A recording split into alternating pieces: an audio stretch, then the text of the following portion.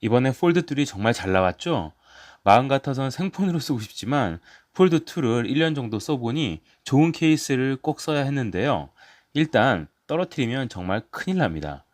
그리고 살짝 미끄러워서 오픈할 때도 좀 힘을 줘야 하고요. 위격 때문에 안쪽 스크린에 먼지도 자주 모이고요.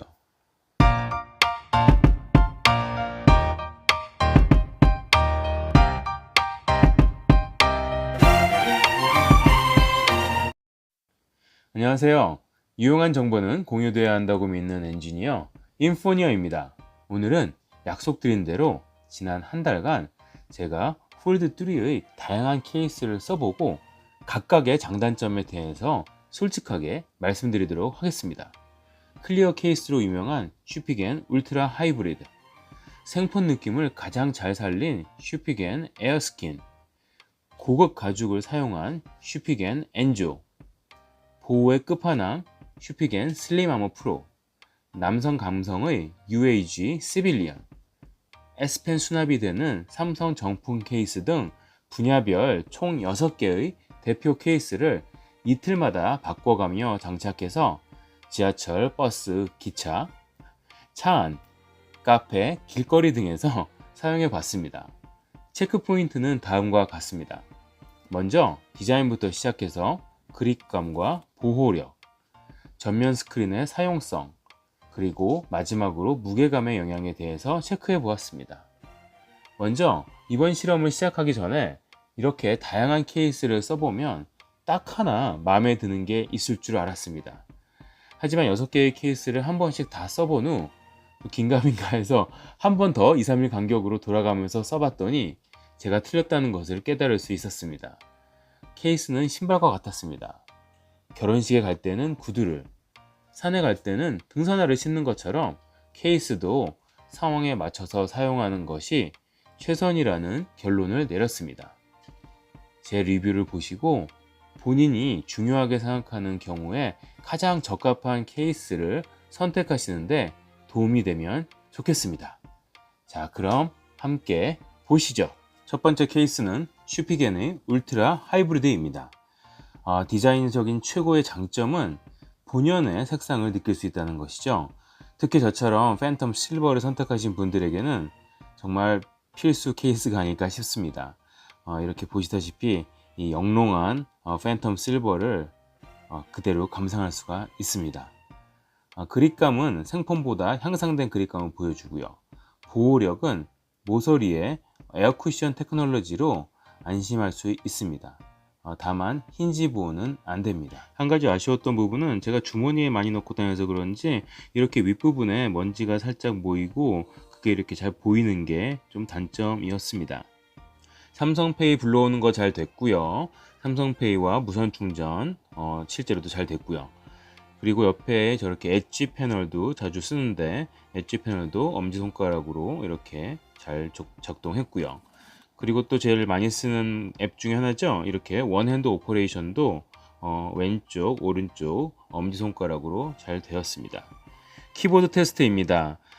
전면 스크린의 키보드가 원래 좀 좁아서 처음 쓰시는 분들한테는 좀 어색하실 텐데요.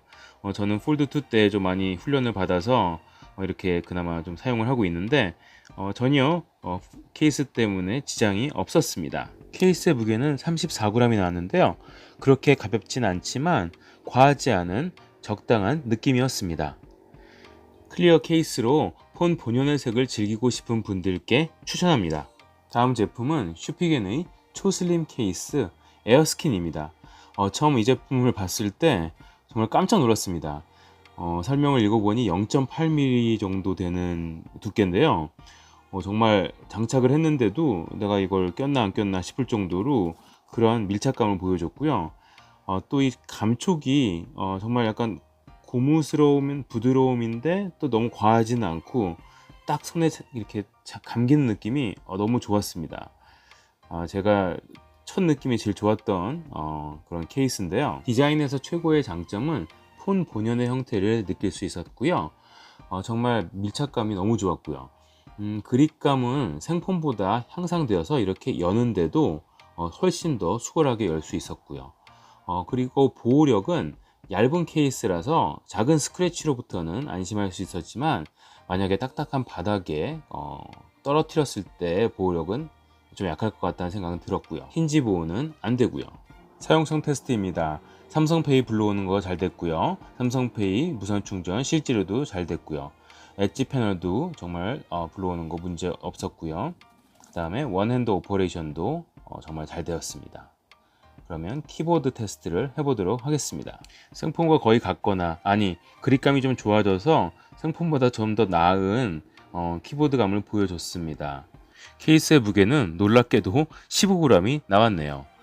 이 케이스는 보호력보다는 생폰 느낌이 가장 중요하다고 생각하시는 분께 추천드립니다. 다음 케이스는 쉬피겐의 프리미엄 라인 엔조입니다. 디자인은 핸드메이드 고급 가죽의 느낌을 주면서도 생폰과 일체된 느낌. 이렇게 얇은 가죽 케이스는 처음이라 신기했습니다. 보호력은 에어스킨 기반의 얇은 가죽을 입힌 케이스라 에어스킨보다는 좀 더 좋을 것 같았고요.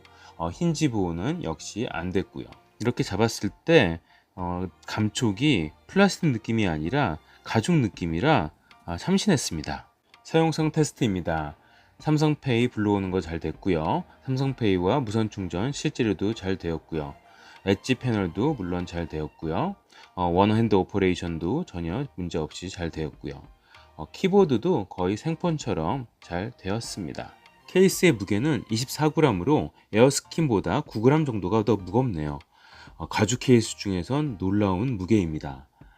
자, 프리미엄 핸드메이드 가죽 케이스를 느끼고 싶으신 분께 추천드리겠습니다. 다음 케이스는 쉬피겐 슬림 아머 프로입니다. 현존하는 가장 완성도 높은 케이스라고 생각하고요. 개인적으로 폴드폰 케이스의 끝판왕이라고 생각합니다. 전작보다 11% 무게가 감소했고요. 제가 폴드3를 구입한 가장 큰 이유 중에 하나가 이 작아진 힌지에서 오는 그립감 향상이었는데 그 변화를 또 가장 잘 이해한 케이스입니다. 방금 보신 세계 최초 반자동 힌지 풀 커버도 살짝 작아져서 그립감이 더 좋아졌고요. 그리고 버튼도 이렇게 여전히 잘 열려 있어서 누르는데 전혀 지장이 없었고요. 사용성 테스트입니다. 삼성페이 불러오는 거 문제 없었고요. 삼성페이와 무선 충전 잘 되었고요. 엣지 패널 이렇게 잘 되고요. 원핸드 오퍼레이션 왼쪽 부분은 살짝 오류가 난 적도 있었지만 금세 익숙해졌고요. 그리고 키보드 성능 테스트입니다. 키보드는 지금 보시는 것처럼 그렇게 문제는 없었는데요. 아무래도 오른쪽 왼쪽 깊이가 좀 있어서 조금 주의를 요구하긴 했습니다. 좀 훈련이 필요했습니다. 하지만 이렇게 안쪽으로 경사가 부드럽게 져 있어서 실제로 키보드를 타이핑할 때 그렇게 큰 불편함은 없었습니다. 슬림 아머 프로가 더 궁금하신 분들은 제 지난 영상 확인하시고요. 한 가지 말씀드리면 이렇게 돌출된 힌지 커버가 저도 처음엔 거슬렸다고 생각했는데 막상 써보니 버스나 지하철 등에서 이렇게 한 손으로 폰을 잡을 때 향상된 그립감을 제공해서 더 안정적이었고요. 그리고 이렇게 바닥에 내려놨을 때도 약간 노트북 같은 그런 각도를 만들어줘서 실제로 생활을 하는 데는 아주 좋았습니다. 케이스의 무게는 52g으로 전작보다 많이 가벼워졌고요. 힌지 부분이 좀 더 슬림해져서 그립감이 더욱 향상되어서 그렇게 막 벽돌처럼 무겁다는 느낌은 들지 않았습니다. 참고로 저는 폴드2 때는 슬림 아머 프로를 10개월 정도 장착해서 정말 너무 마음 편하게 잘 썼거든요. 슬림 아머 프로를 쓰기 전 몇 주간 한 3번 정도 떨어뜨렸는데 힌지에 살짝 기스가 났었다는 걸 잊고 지내다가 얼마 전 당근에서 구매 희망하시는 분이 계셔서 만났는데요. 글쎄 힌지 기스는 AS도 안 된다며 이것 때문에 안 사시겠다는 거예요. 저는 당근 매너 온도가 52.9도이고 한 번도 거절을 당한 적이 없었거든요. 암튼 저처럼 1년 후 새 폰으로 업그레이드를 하시려는 분들은 참고하세요. 폴드는 특성상 한두 번 잘못 떨어뜨리면 그 데미지가 상당할 수 있다는 것을요. 다음 케이스는 UAG의 시빌리언입니다. 디자인은 기존 UAG 디자인 아이덴티티를 계승해서 기존에 UAG를 많이 사용하셨던 분들이나 시계 스트랩이나 노트북 케이스 같은 게 있으신 분들한테는 자연스러운 선택이 될 것 같고요. 세련되면서도 남성스러운 느낌이 좋고요. 그립감은 힌지 부분이 좀 너무 두꺼워서 좀 아쉽고요. 지금 버튼도 지금 전원 버튼이 너무 깊게 들어가 있고, 마이너스 버튼은 전원 버튼 위에 있으니까 좀 찾겠는데, 플러스 버튼은 누르기가 상당히 쉽지 않았습니다.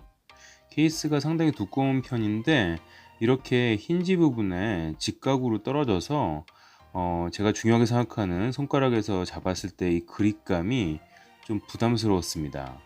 하지만 이렇게 유격은 꽉 닫아줘서 안에 먼지 유입은 차단하는 것 사용성 테스트입니다. 앞면 커버가 좀 높아서요. 삼성페이 부르는 게 약간의 훈련이 필요했고요. 막상 불러오면 삼성페이와 무선 충전은 잘 되었고요. 여기 엣지 패널이 잘 안 됐는데 그래서 그런지 여기 이렇게 위에 홈을 파놨습니다. 그래서 이 홈으로 엣지 패널을 올리고 나면 그러면 이제 엣지 패널이 잘 작동하는 것을 볼 수가 있었습니다. 원핸드 오퍼레이션도 약간의 훈련이 필요했고요. 키보드도 한번 테스트해 보도록 하겠습니다. 역시 오른쪽 왼쪽의 벽이 좀 높은 느낌이어서요. 키보드 타이핑하는 것도 좀 훈련이 필요해 보였고요. 그렇다고 못 누를 정도까지는 아니었고요. 케이스 무게는 46g으로 슬림 아머 프로보다 6g 정도 가벼웠고요. 하지만 힌지 보호가 안 된다는 점이 아쉬웠고요. UAG를 원래 좋아하셨던 분들이나 남성적 디자인을 선호하고 보호력이 중요하신 분들께 추천드립니다. 마지막으로 소개드리는 케이스는 삼성 정품 플립 커버 위드 펜이라는 케이스입니다.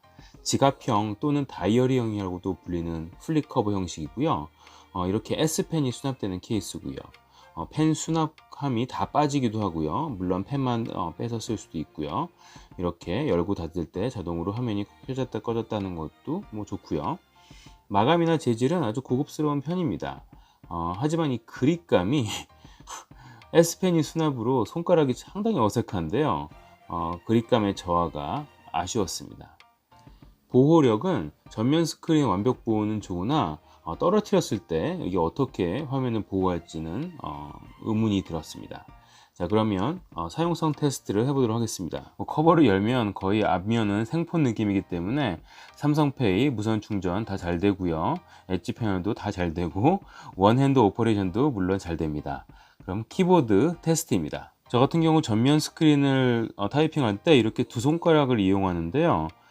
이렇게 앞면에 커버가 이렇게 접히는 게 너무 걸적거려 가지고 뒷손가락의 그립감을 잡기가 좀 힘들었습니다. 그래서 키보드 타이핑 하는 것도 약간의 훈련이 필요했습니다. 케이스의 무게는 66g으로 오늘 잰 케이스 중에 가장 무겁네요. S펜과 보관함을 완전히 제거해서 무게를 재봤는데요.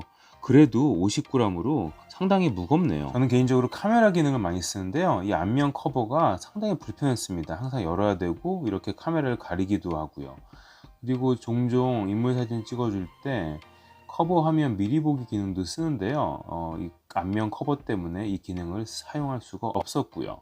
차 안에서는 무선 충전 거치대에 커버를 열고 거치하기가 너무 힘들어서 저는 사실 한 번도 사용해 보지 않았었는데요. S펜을 자주 쓰시는 분과 이전부터 다이어리형에 익숙한 분께 추천드립니다. 이상으로 6개의 폴드 뚜리 케이스에 대해서 알아봤는데요. 각각의 케이스마다 장점과 단점이 거의 공존하는 것을 느낄 수 있었습니다. 사실 폴드 뚜리가 워낙 독특한 폼 팩터를 지닌 폰이라 본인이 가장 중요하게 많이 사용하는 기능을 더 높이고 보호하기 위한 최적의 케이스를 선택하시면 됩니다. 다만 폴드 뚜리는 아이패드 프로 12.9인치보다 비싸고 MS 서피스 프로보다도 비쌉니다. 요즘 보면 정말 많은 케이스들이 범람하고 있는데요. 품격에 맞는 좋은 케이스의 선택이 더욱더 중요해졌습니다. 오늘 영상이 도움이 되셨길 바라고요. 더 궁금한 사항이 있으시거나 다른 의견이 있으시면 아래 댓글창에 남겨주세요. 감사합니다. 인포니어 TV는요, 유용한 정보는 공유되어야 한다고 믿는 엔지니어가 들려주는 리뷰 채널입니다. 자동차뿐 아니라 스마트폰, 무선 이어폰 같은 IT 기기, 여행, 골프 관련 컨텐츠들로 채워져 있습니다. 저와 비슷한 관심사가 있으신 분들은 구독과 알림 설정 해주세요. 본업은 엔지니어라 자주 올릴 수는 없지만 유용한 리뷰는 신속히, 열심히, 꾸준히 만들어서 보내드리겠습니다. 감사합니다.